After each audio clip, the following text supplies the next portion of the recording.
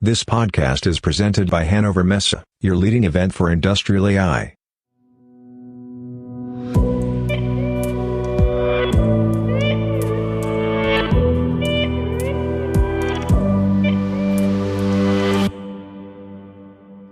Hi there, and welcome to a new episode of the Industrial AI podcast.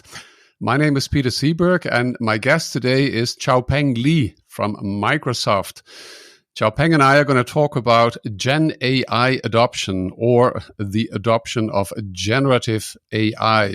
Hello, Xiaopeng. Hey, good to be here. Good to have you on the show, Xiaopeng. Let's start with you introducing yourself to our Industrial AI podcast listeners, please. Sure. So Xiaopeng is my name. I work for Microsoft. I've been in the AI space for quite some years now. For the past 3 years, I'm leading the AI business for Microsoft across the Western European market. It is a market where a lot of innovation and a lot of pioneering work are happening. So incredibly proud of what we have been doing, in the AI space with our customers and partners, and looking forward to sharing more in the coming episode. Okay. Yeah, we'll certainly do that. Interesting that you say so. An area where a lot of things are happening, which maybe not always we ourselves are certain of. But yeah, I'm sure we'll come to that at some point in time. When I looked at your profile, and I think you caught that as well, that you and I actually studied at the same university in Delft, right? Absolutely. It's a tough one, right? I mean, I remember spending a lot of time, maybe too many hours in a laboratory, not laboratory, I mean, in a library, studying for the exams, etc. But, you laid a good foundation for my work today. You were there a little bit later than I was. But then again, I don't know. I haven't been there for quite some time. I assume that maybe at least the village, the city, Delft, and its environments has been probably changed a little bit, but I can very well imagine the atmosphere in which you have been studying there. So, no need to introduce your company. I may assume that, close to 100% of our listeners, if not exactly 100% of our listeners, have heard about your company, Microsoft. So instead, maybe you can tell us a little bit about the area, maybe department, where it is that you're based from. You already said a little bit, and do maybe a little bit of a quick introduction on, the things that you do. Yeah, sure. Absolutely. So I'm personally based in Oslo, Norway. Right now it's a winter wonderland. And I work in a European organization. So the European headquarters. So that means I work with colleagues across the Europe, and they're, distributed from London to Madrid, to Vienna, etc. So my discipline or my domain within Microsoft is the go-to-market function. If you think about what Microsoft does, or what most software companies do, it's essentially two buckets of things. The first bucket would be developing the products, right? That's everything from understanding the user needs to design, to development, infusing AI, data science, whatever. And then the second part is really to bring the products to the market, right? And that's everything from, thinking about how to maybe land the value proposition to different industries, to different segments, to different personas through events, content, campaign, but also how you do sales, right? Everything from, the conversation with executives and the conversation with the key decision makers and even the hands-on professionals. And also, in terms of how you deliver your product and services to the customer in what we call the customer success stage of our business. And the last piece is really also working alongside of our whole partner ecosystem. On one hand, enabling them on our latest product innovations so they understand how to, make the best out of them. On the other hand, also jointly go to market with them, right? So that we bring products together with their services to serve our joint customers. Very good. Sounds a little bit like what I've been doing during the 90s for a company called Intel. And what I assume we were doing at that time for Intel was very interestingly in that maybe there's a stronger overlap, because in that case, it was about selling, a piece of hardware like a chip, Intel Inside. and we couldn't, although it was the Intel Inside, we had to, make people believe, convince people why they would need to buy a PC notebook with Intel Inside. And we would go through software, it's like, why would you need it? We don't want to go too much in detail. And you do the go-to market for whatever is AI-based products for Microsoft, or? Yes, I'm leading the AI go-to-market strategy for Western Europe. My primary focus is on Azure AI. So that's our cloud platform, right? I mean, Azure is our cloud platform. And the vast majority of our AI platform services are inside Azure. But what has happened during 2023 is that we have now also infused the AI into pretty much, every product and services we offer from Microsoft. I was going to say, right. Yeah. Now everything is AI, right? Yeah, absolutely. And personal opinion, I feel like, we are sort of, transforming from a cloud company into an AI company, if I dare to say so. And my point is that in our cloud infrastructure, you have AI infused. On the platform layer, we offer a lot of AI platform services and tools for developers and data scientists, machine learning engineers. And then on the software layer, we also have different off-the-shelf products which are, enhanced and infused with AI and which are, ready to use, like all the co-pilots, right? We've been launching, co-pilots almost every month in 2023.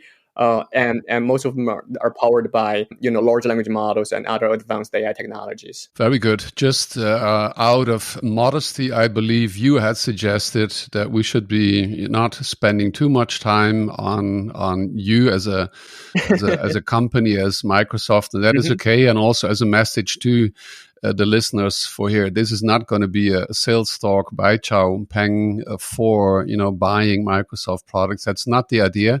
We're gonna learn. We're gonna learn from Xiaopeng and gonna ask him, what it is that he has seen, that he is seeing as part of his job being in the market. So let's start maybe with a specific question. If you hear people say that ChatGPT is the iPhone moment for AI, how would you react to that? So, I have sort of mixed sentiments around this comment, right? I think, when ChatGPT first came out, in November, and then, he has really propelled a lot of excitement and discussions and momentum in the market, especially at the beginning of 2023. And in my head, it's a killer application, right? I mean, before ChatGPT, there has already been years of research on transformers and, large language models, especially in academia or in more closed doors of research labs. But ChatGPT is really the application which brought a large language model and wrapped that into a simple interface and make that accessible to anyone, right? So I think that's the beauty of ChatGPT as a killer application. But if you look at the iPhone, it's really an ecosystem because, it's not only the hardware itself, it's the app store, it's the entire operating ecosystem. So that's why, at first I was a bit skeptical when people talk about, ChatGPT, it's the iPhone moment for AI.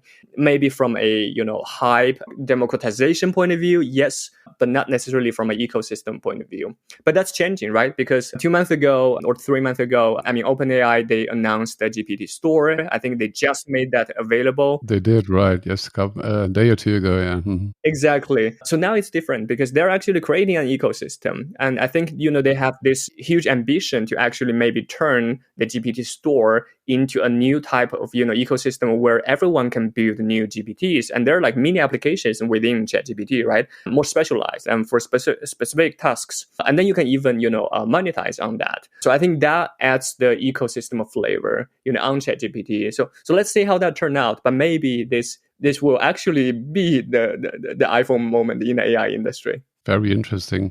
Maybe just one comment, or just one question, if I may, then, just in this relationship, we're hearing so many things. We're not going to go into the details, but maybe it is interesting, at least for me, it is for listeners to get a feeling for, when should I, listener, then maybe go to this store and what do I find there? And maybe when should I go to what? To Bing or to any of the Microsoft products? Is that a thing you can comment on if you want to?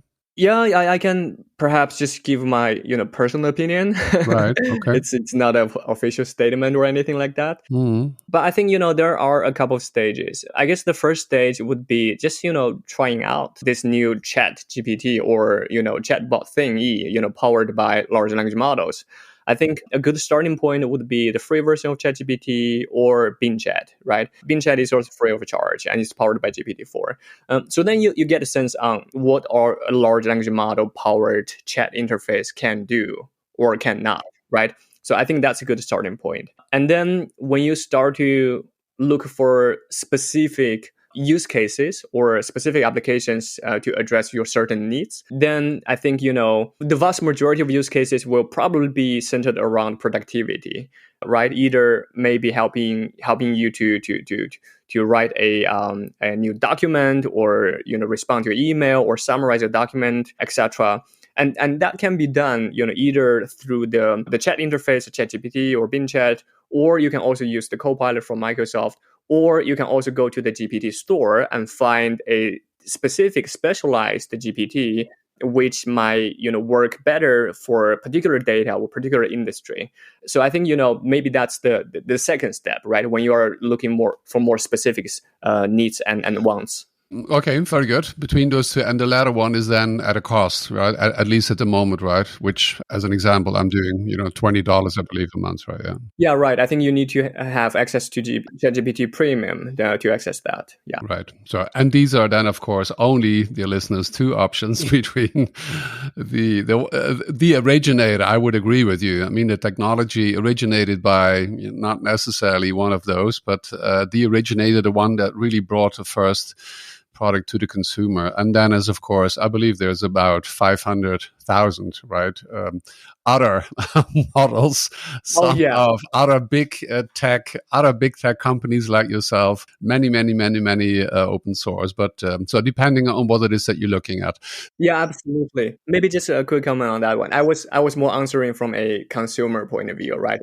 As an average consumer. But you're absolutely right. In the enterprise space, so much is happening, right? All the tech giants, they're infusing large language model into their product and services. And then you have a whole new wave of startups and scale-ups who are really innovating with large language models. Right. No, and you answered my specific question on looking at between Microsoft and OpenAI. So that was perfectly okay. So before we then go into the details, dive in, and then we will be looking at, we are going to be concentrating today on use cases. In the beginning, more general, and then moving towards industrial, because this, in the end, is the Industrial AI podcast. So, but let's start our chat with saying, what is actually generative AI? What is Gen AI? Yeah, so generative AI, as the name tells, it's generative, right? So that means, it's AI models and systems which can generate content. And that content can be text, can be image, can be even, audio, video, in some of the advanced multimodality models. So generative AI, in my head, is a category of applications. But the technology powering generative AI is actually foundation models. And the foundation models are a broader set of advanced AI models, and they serve as the foundation for application and innovation. So within foundation models, you have a category called large language models. So they are focused on natural language understanding and generation, and they're pretty large. So that's what people normally call LLM, large language models. At least today they are. Well, most of them are still pretty large. And maybe when we'll talk a little bit technology, not too detailed later on as well. And maybe before I forget, one of the things would be this, part of the development, right? So they may not all stay large. I mean, some of them are growing bigger and bigger and bigger. But then other ones are growing smaller and smaller and smaller, right? So, but that's maybe a thing that we'll talk about later, because maybe you can give us a first idea on, the topic of today is that we're going to learn about the adoption of Gen AI, and we started talking in, I believe, in November, and that's now already 2 months. 2 months gone. I guess in those 2 months, it's almost on a daily basis that we see changes that it's almost impossible. So I'm so much looking forward to learning from you what you can share with us on the adoption of Gen AI. Maybe you can talk a little bit about your charge of Western Europe, but maybe I don't know if you have a global view or a European view.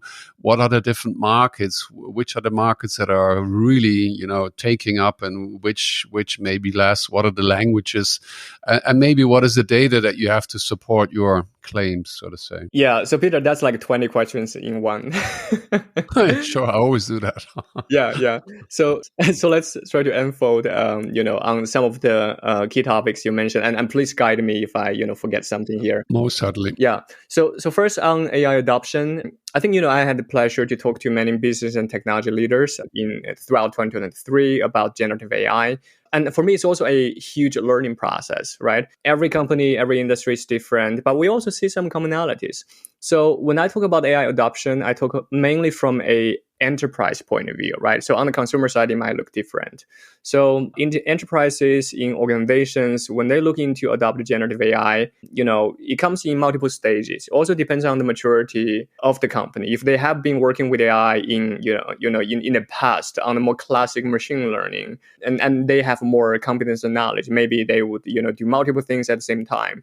But for organizations who are relatively new, they normally start by exploring and understanding, what is generative AI, what is large language model. So of course they started by doing training, but they quite often also develop a internal ChatGPT. So basically internal chatbot powered by a large language model, maybe Azure OpenAI or something else, for their employees to, try out this technology. So then, it basically does the same thing what ChatGPT or Bing Chat does, but it's in a protected, internal, private, and secure environment, for employees to safely explore the technology. So that's quite often the first step. And we see actually many of our customers and partners doing that in the early days of their generative AI adoption. And the second step is when they start to maybe connect this internal, chat interface with their own data. And that's when things get more interesting, right? For example, you can hook up this chat interface with your HR information, with your IT data, and then your employees can actually go to this chatbot, maybe host down your teams or something else, can ask questions about HR processes or IT policies, etc., without having to navigate 200 share folders, or internal folders or SharePoint sites, etc., right? Let's stay here for a sec, if I may, because I was going to ask you later, but now we're at the top of it, and then you can move on with answering my 24 questions. This is so important because I feel from the beginning that all of us, more so than, as you say, you concentrate on enterprise. The enterprises would love to, and as soon as they understand that is what they can do, is have, of course, a couple of use cases internally, their own people or their customers, but at least they want to have the models trained, and that's what I'm going to ask you, on their specific information. If it's internal, and that is then the specific thing I'm talking about, is, I want to be very, very careful to have my HR, if it's general information of how to deal, but still, I want to keep it internal. What is today then? Is there one? Are there several ways to make sure that, number one, if people are just trying things out, that they don't need to be afraid that, I just shared a piece of information and now it's part of the foundation model and the world is going to see it. What is the one or the two different ways that enterprises today can actually do so? Yeah, that's an excellent question. So I would say twofold. One thing is that you need to distinguish between what is a consumer application and what is an enterprise-ready application, right? So like ChatGPT, Bing Chat, they're developed for the consumers to try out this technology and for personal use. So if you ask questions and provide data from your corporate, and that's leakage, right? And you don't want to do that. So you want to look for enterprise-ready solution. And there are, options out there. For example, we also launched Bing Chat Enterprise, which comes with data protection, right? So everything stays within your deployment of Bing Chat. And then I think ChatGPT, they also have announced ChatGPT Enterprise, and it probably also comes with commercial data protection. But like I mentioned, a lot of our customers also choose to develop their own chatbot within their own cloud environment, right? and then it's fully in control by themselves, and they're just using a large language model from one of the cloud providers or from open source, but then they have this chatbot within their own secure private environment. So that's how you safeguard your corporate data. So basically, you use, if it's, let's say, open source, you take whatever, I don't know. I just want to get a feeling for, you take the foundation model, and then you fine tune, you add your company data to it, and then in such a way that you do it like on premise. It's not that you're doing it, or maybe you are, I don't know. Maybe you are still doing it even in the Azure, in this case, cloud, but that's only in your section of that cloud, so nobody else can access it, or? Yeah. So most customers actually do this in the cloud because it's just easier, because things are pre-built and configured. And the thing is, most organizations, they don't need to touch the model at all. So there's no fine tuning, there's no training, because the models are pre-trained.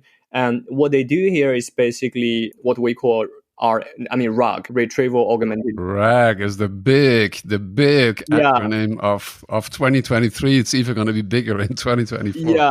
Explain definitely. us, what is RAG? Yeah, so it's a pattern to combine a generic large language model with a specific data set. So if you think about the capabilities that comes from model, a couple of things. The model understand content and text, and then the model can also generate the content and text. So if we talk from a text point of view, the model has linguistic capability, and the model has some reasoning capability, and the model has some knowledge from the training data. But the training data might be outdated and also might contain bias, because the internet is biased, by default. So what you want to do is to, ask the model to reason over your own data. So basically, you can provide a set of documents, or you can point the model to a database that you have internally, where you have verified knowledge as a source. And then when the model derive an answer to your question, you will actually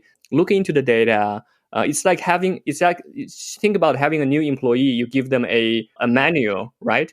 And then when you ask them a question, they would look up the manual first, and then they synthesize and distill the information into a concise answer to you. And that's essentially what happens in RAG. The large language model would look into the documents and database that you provided, and then find the right section and right part of that document, and then summarize and then return to you in a concise natural language manner. Right. That's what it stands for. Retrieval augmented generation, I believe, right? Yeah, absolutely.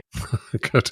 Stay with the example of the HR internal. One question then is, so if HR decides they're going to do this, and then one HR employee takes the 1,000 documents, they have, it doesn't matter the number, so they do one-time RAG, and then from the next time on, if then employees are asking questions, do they all the time, each time, need to provide that RAG information as well? Or is it only like a single time, and then so the HR team knows, okay, now the model knows all there is to know about our company HR policy? I think this depends on how the RAG pattern is implemented at the organization. And to be honest, I'm not a technical expert on RAG myself either. But I think you have the opportunity to, for example, every time you ask the question to a model, you provide specific documents. You can do that. So that's on an ad hoc basis. But you can also do more advanced RAG, where you connect the large language model with the embeddings, with vector storage. And so that's where you can probably have some documents or internal knowledge pre-processed, that maybe even sustain that for multiple sessions, multiple conversations. But this part need to be verified by technical architect, right? Sure. That's okay. So we talked about business leaders, enterprise. One second thing I was going to ask, machine learning. You mentioned, are we still going to have the original machine learning from the last 2 years, or is everything going to be large language models? Oh, absolutely, yes. So large language model is not going to be the answer to everything. Not the only one, okay. it's like the hottest topic right now. It's the buzzing topic, but it's not the answer to everything. If you think about some of the use cases like anomaly detection or demand forecast, or some of the use cases related to computer vision, I think many of the use cases would benefit from a much smaller, much more performant and efficient model than a large language model, right?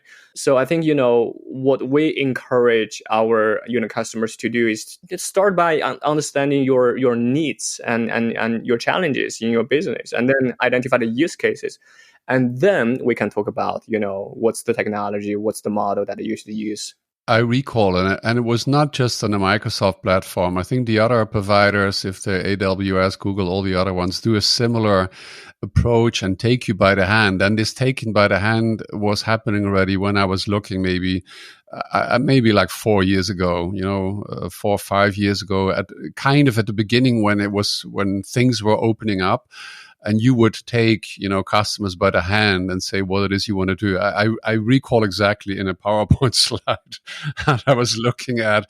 And then below it are all the different algorithms, which some of the listeners know and use them, and other ones do not need to, but they just learn to understand what it is they can do. So, okay, let's look into that, because we're just talking a lot about language models all the time in the industrial environment, and of course, as you say, we've been using other types of algorithms in the past, and I do believe that some of our listeners are working on, can we use large language models also to do like e.g. predictive maintenance, and if that's then in the end the right thing to do or not, we'll find out. But maybe it's a combination. So I interrupted you with you were explaining what it is that you have learned. Where is the adoption of Gen AI? Yeah, so I put things into 4 stages when it comes to generative AI adoption. I think I talked about the first 2 already. The first one is basically try out the technology with the internal chatbot, internal version of ChatGPT, if you like. And the second is when you start to do RAG, right? You start to connect that chatbot with your internal data, internal knowledge. And to be honest, just maybe to add a few words on that, when we say retrieval augmented generation, it starts with the retrieval. You're basically retrieving information internally, but instead of doing the more word matching search, you're actually doing conversational search, right? You're asking questions, and then the large language model help you analyze, retrieve, and then summarize information. So that's the first 2, stages. And then after that, organizations normally have built up some confidence and some knowledge around using large language models. They start to look into more use cases. And the third stage, we see quite often, organizations start to identify some internal use cases related to different business processes that they can perhaps, optimize or automate. One example could be looking into automatic processing of internal documents, everything from, invoices to, accounting documents and stuff like that. And we see customers, implementing large language models in maybe the finance or accounting department or after sales department to automatically handle claims and invoices, etc. And this is where, large language model will be combined quite often with a OCR solution or a document intelligence solution.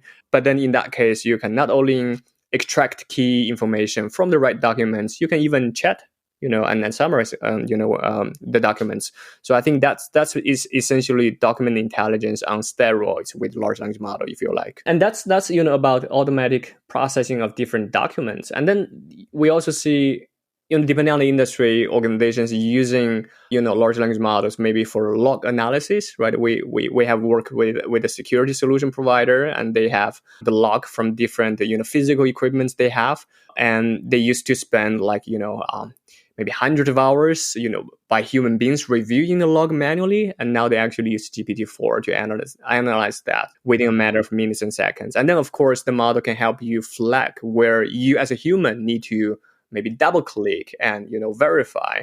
But it does the groundwork for you. So I think that's also a good example. And the last one maybe I want to mention is like anomaly detection, right? You can do that absolutely with a more classic, smaller machine learning model. But what we see, some of the organizations within the finance sector doing is they also now develop a natural language interface, and then empowered by large language model, by the way. And then they can actually ask questions, to this natural language interface, this chatbot, which then helps the financial analyst to comb through vast amount of financial documents and then maybe finding the right signals and then surface back to them in a concise manner. And basically, telling them, hey, maybe you need to double click on this particular document because it's marked as high risk based on the analysis.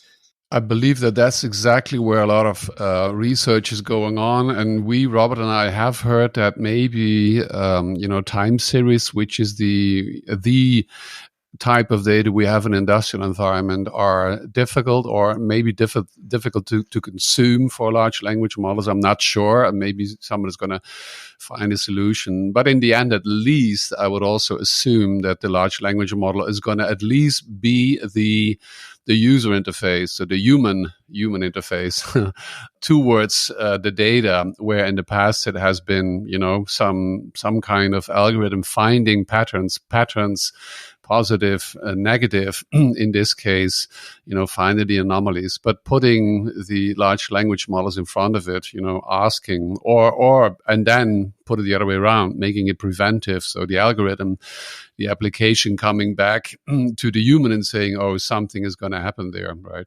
Yeah, absolutely. And I personally envision more and more use cases going forward will be enabled by a combination of multiple AI models. And like you said, the large language model might reside more on the user side, right? Because it's more about making the interaction between a system and a user intuitive and simple, right? Through natural language. But then, deeper down, maybe you have other models specifically for, demand forecasting or analyzing seismic data. So that's the model running there doing that specific thing. But on the surface, you have the large language model orchestrating maybe multiple deeper models, more specialized models, and then also handling the interaction between the backend system and the front end and user interaction. Okay, so thanks for this introduction into your view on the different steps. Let's move into a couple of use cases, because there is this topic which is close to my heart, is too strongly said, but it's an important topic, and it has all to do with RAG, and RAG has all to do with the human interface. And my feeling is that, and I consuming, as most listeners know, most of whatever I learn is through LinkedIn, and what's happening on LinkedIn on a day-to-day basis, which specifically to the development of the large language models, is so strongly around, I would say, the front end, and that's what we just talked about, of communicating with the large language models. And RAG is the big thing, and I think that's in itself perfect. I'm just only asking, the general question is like, should the providers and of the large language models, of which is one, OpenAI, Microsoft, and all the other ones, should the developers not, learn by what it is they and all the other people around are developing on the front end side, and not try to put it in the back end? What I mean is, couldn't we as humans not expect, the large language models to learn the way that is that we want to communicate, rather than that we need to, learn prompting, learn RAG, learn to do ABC, etc. Do you have a view on that? Do you have a view on where that is going? First, I want to just distinguish RAG and prompting, right? Because, RAG is about providing additional knowledge to the model. And maybe in the future, I don't know, with things like Neuralink, you can, help a large language model tap into your... I'm not sure I want to do that, but okay. Yeah, exactly. Yeah, sure. I'm just saying that, maybe that's an alternative in tapping into your human knowledge. But right now, a lot of the knowledge resides in documents or databases, especially company-specific knowledge and data, right? So if you want the model to focus on that, then you need to connect the model with your prescribed source of knowledge. And that's essentially what we do with RAG. But to a question on prompting, it's such a new domain. And, prompt engineering is also rising as a very exciting discipline. It has got a lot of attention, and there are people who claim to be professional prompt engineers already on LinkedIn, right? And people have so many different titles on LinkedIn. Anyway, but to your point on if we want large language models or foundation models in general to adapt to how we communicate as humans and not caring so much about prompting, I think that's going to happen because right now when we leverage large language models for specific use cases, especially if you're asking, let's say, a model to generate an image of certain style, of certain artistic style, certain lighting, etc. You have to be quite specific on describing the desired image you want the model to generate, and that's where we already start to see a distinction. Like I don't want to advertise OpenAI models; they're a close partner. But if you think about Midjourney, their models are super strong and they create realistic and stunning photos and images. But to prompt the Midjourney model, you have to follow certain format and you have to be very concise, and it's not really natural language. You're basically using a lot of comma and using a lot of keyword. But if you do that with the DALL-E 3, for example, the latest text-to-image model from OpenAI, you can actually just use natural language, right? So there you already start to see the difference. That's my point. Well, yeah, very good, very good, very good. And the thing I'm hearing is, or what my brain is kind of hearing, as I like to say, by listening to you, is like it has to do a lot with, almost like with culture as well. I'm from the Netherlands. I live in Germany. You need a certain time to find out the way the people, you were born, I don't know, you studied in Delft, now live in Oslo. I have a Swedish friend. I go to the United States already on that level because there was this person from OpenAI. I think it was a person called Kilpatrick, I believe. And he was saying, prompting is not going to be the big thing. And I said, it's already been Christmas because that's exactly what I was expecting as well. But he talks about reading, writing, and listening. Are those the three, which almost sound like, human skills? Are we going to, better communicate as humans as well? But you gave a good example, I believe. And my strong feeling is that if the large language are going to be there for all of us, then, it is the way that the large language is going to react to our question, to the thing that we want, that, maybe it should trigger this kind of interactive way of doing things rather than, and I think that today we have prompt engineers perfectly fine. I cannot imagine that is going to be, and those of you, dear listeners, don't take it personal, but that's going to be an activity that we're going to still have, a year or two from now. My belief is that the provider of the LLM that is going to bring the solution that is there for all of us to interact is going to be the one that humans are going to choose, is my strong belief. Yeah, and Peter, maybe just to add a bit color to that, I think one thing is maybe about the intrinsic capability of the model itself and how it handles input in natural language. Like we talk about the difference between Midjourney and DALL-E 3. But the other thing would also be what we call meta prompt. So basically, when an organization, build a solution with a large language model, of course, the user will be prompting, when they use the application. But you can also have some, system message or meta prompt hidden behind the scene, right? That's basically the context you're providing to the model as the developer. And you can maybe tell the model to behave in under any circumstances, behave as a customer service agent or only answer questions related to IT, right? And that's the type of messages you can store behind the scene. And it doesn't matter how the user prompt, and this will be additional context added to the user's prompt. So that's what we call meta prompt. And that's another technique that can be used. Or then the store that, has just opened. And then, you're going to say, this is, ask Robert, for example. Then, Robert is going to, and that's what Sam showed 2 months ago, right? Yeah. He is a specialist in company development, whatever it is. You load your information. Exactly. And then you give it to somebody else. And you say, okay, this is the Peter GPT. If you want to, be consulted by Peter, ask the Peter GPT. Very good. That's an excellent example, by the way. So give us the first example. Share with us, please, Xiaopeng, the first example of a use case where you've run into. Yeah, I think, maybe just to carry on the adoption journey, I talked about the third space now, where customers identify internal business processes and infuse AI into that. And one of the areas that I forgot to mention is really in the contact center space. So a lot of, large telcos or, insurance companies and many other industries, they run large contact centers. And that's also where we see a lot of, use cases being powered by AI, from having a 24/7 available actually intelligent chatbot powered by large language model that can actually, have natural language conversation with the customers.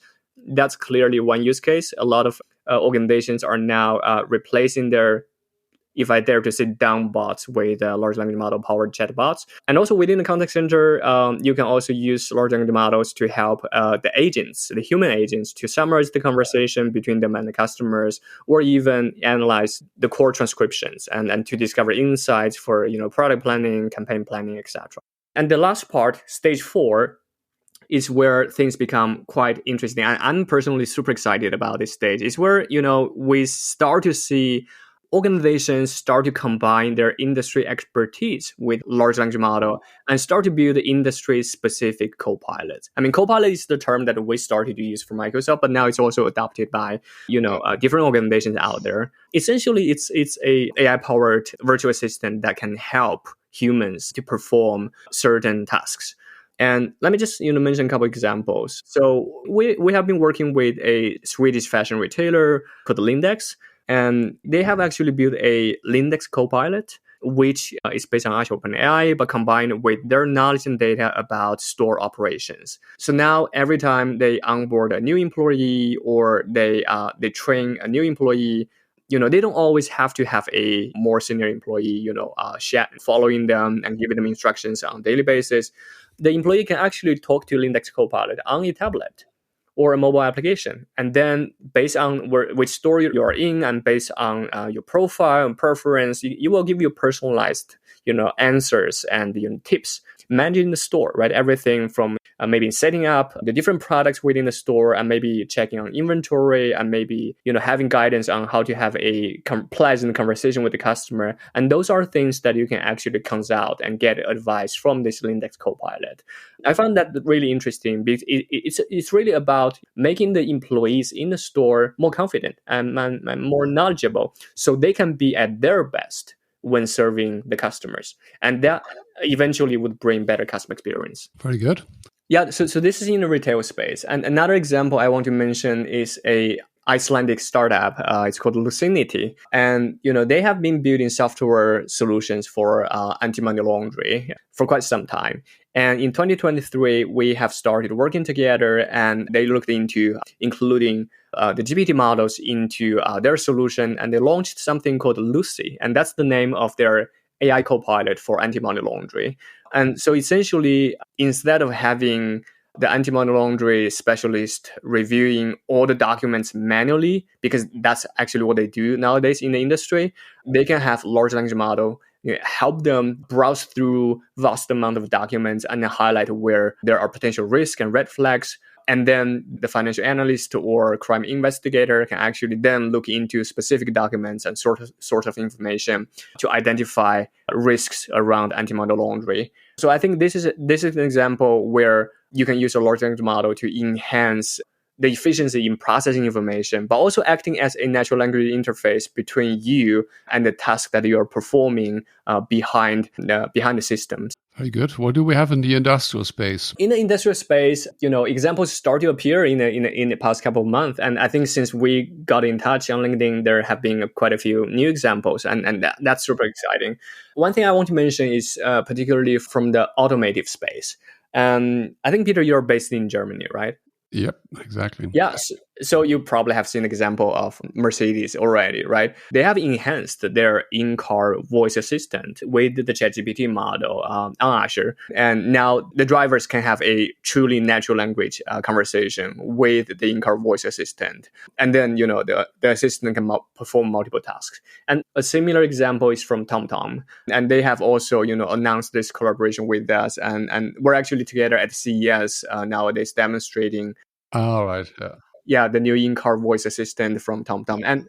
And the difference here is that TomTom, they build a platform. So they have a digital cockpit, infused with generative AI, and then they can provide this solution to other car manufacturers for them to incorporate. So this is in the automotive space. And also in the manufacturing space, asset-heavy industry, we also have seen some really exciting examples. One is Siemens. We have also announced the partnership with them, and we have a similar partnership with ABB as well, where we're looking into bringing the power of generative AI into the industrial software that Siemens and ABB are building, respectively, of course. And so that's everything from predictive maintenance to anomaly detection to quality management, etc. And also, maybe also analyzing IT and OT data, right, from the different systems, engineering systems and industrial equipments that they are operating. Yes, Robert will actually be doing an interview in these days with Boris Scharinger from Siemens and the representative from Schaeffler on exactly this topic of the Siemens Industrial Copilot. So we're going to hear more in detail about that one. I also heard about Volkswagen this week, by the way, on CES as well. Yes. That's where then typically maybe one more technical, and then we probably need to come to a close at some point. Is then certain people are then afraid of the hallucinations. How do you see hallucinations being brought down to zero if possible? Especially in a car. Depending on, maybe you limit the kind of questions or you limit the kind of answers. I don't know how that is, kind of thing. And in a car is one thing, is driving a car or driving, so to say, a production line is very similar, where there's robots and heavy gear and everything. How do we make sure that the potential of the hallucinations with the solution that we use in that kind of environment is going to be, limited or possibly, being brought down to zero? Yeah. So, first, hallucination is an intrinsic challenge within large language models, right? No large language model is free from that. But there are effective techniques for mitigating that. And I think we actually touched upon, two of those already. The first one is really around prompt engineering and specifically meta prompting. So basically, you can set, guardrails around the model already and ask the model to maybe focus on certain topics and avoid answer certain questions. So that's one way. So maybe what the model, maybe you have higher confidence of the model answering questions for certain topics. So you focus on that. So that's from meta prompting. But the other one, which we see even more use, is actually RAG, right? Because that's where instead of asking the model to answer based on its training data or based on the open internet or based on what the model might make up, which is hallucination, you ask the model to answer based on prescribed source of data and information, right? So that's where you provide specific set of verified, assured documents or database for the model to derive answer from. And that's probably by far the most effective technique for mitigating hallucination. Maybe on this one, I just want to make mention one example. Also in the industrial space, it's a company called Cognite. So it's based out of Norway, Oslo actually. So they have been building data platform for asset heavy industry. They started within the energy space, but they're also expanding into other industries verticals. So they have also launched a AI Copilot together with us for industrial data. So before adopting GenAI, they have already built a data platform for contextualization, really bridging the data from OT systems to IT systems. And now they basically build a new natural language interface on top of data platform. So the data analyst and the business analyst can actually access data, analyze data in a much more intuitive manner. And one thing they have done to mitigate hallucination is to build up internal what they call industry knowledge graph. And that's essentially their way of building a brain of verified and assured knowledge from OT and IT systems. And then they use that in a RAG deployment with a large language model. And then that combination makes their solutions, I would say hallucin-free, but, I haven't tried firsthand, but, that's at least their ambition. I looked into Cognite. I may contact them. Very interesting. What I can say is my feeling is of the solution you are suggesting, as RAC as the top level is from my perspective, and most listeners probably actually haven't heard of it. I mean, it all started in the 1950s, 60s, and later on it was called symbolic AI, right? And we had our AI winters and everything, and we still have a handful, or should I say hundreds, thousands, don't take it personal, people who have for their lifetime been looking at this symbolic AI. And then came machine learning, then called subsymbolic. And in the end, it's the combination of those two worlds of defining, categorizing, for, as an example, through knowledge graphs, the world, and then take your subsymbolic machine learning, transformer large language models, and ask them to go into your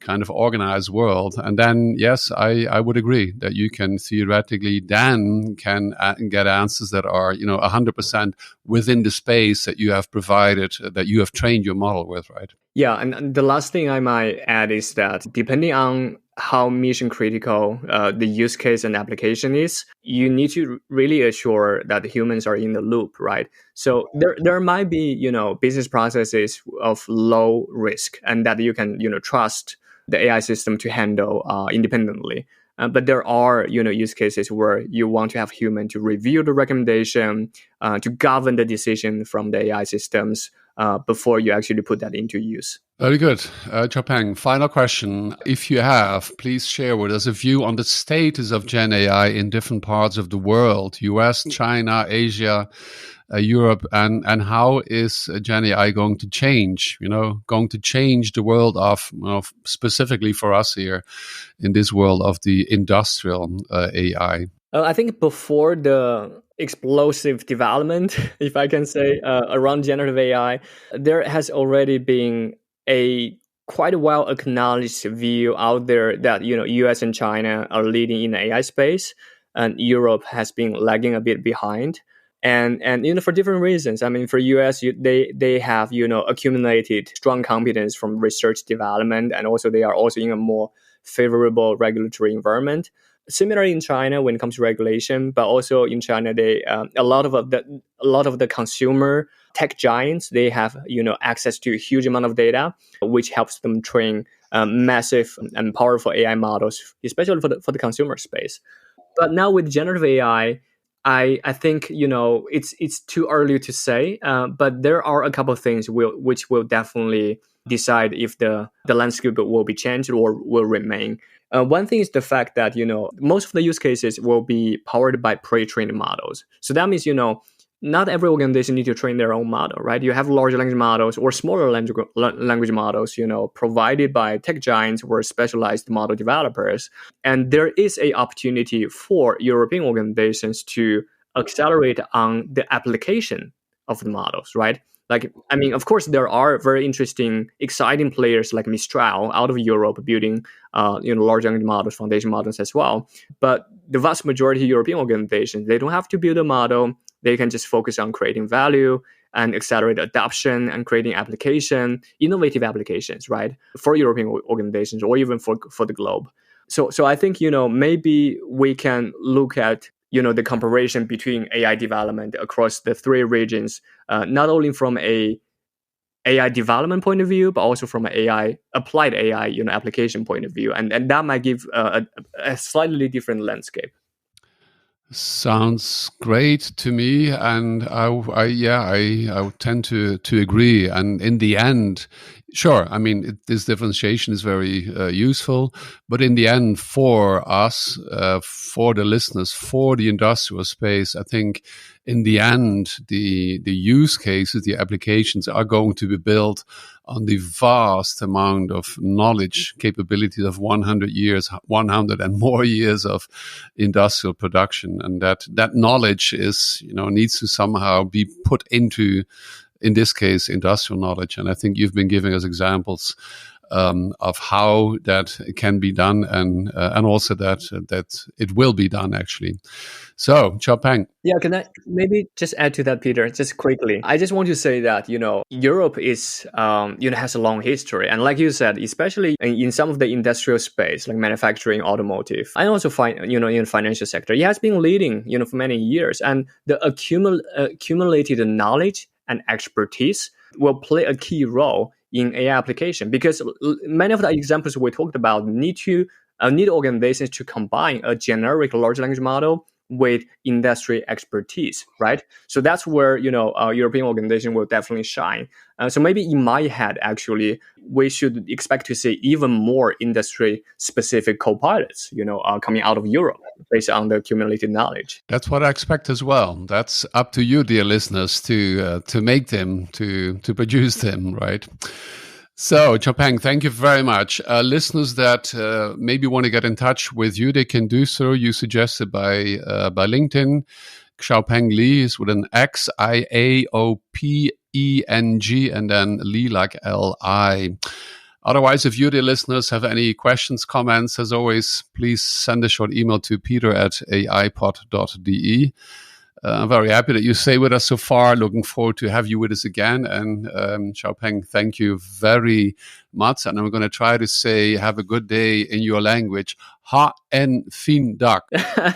That's impressive. You speak much better Norwegian than I do. But thank you so much, Peter, for having me. It's a pleasure. Thank you very much. Have a good day. Bye-bye. Take care. Bye-bye.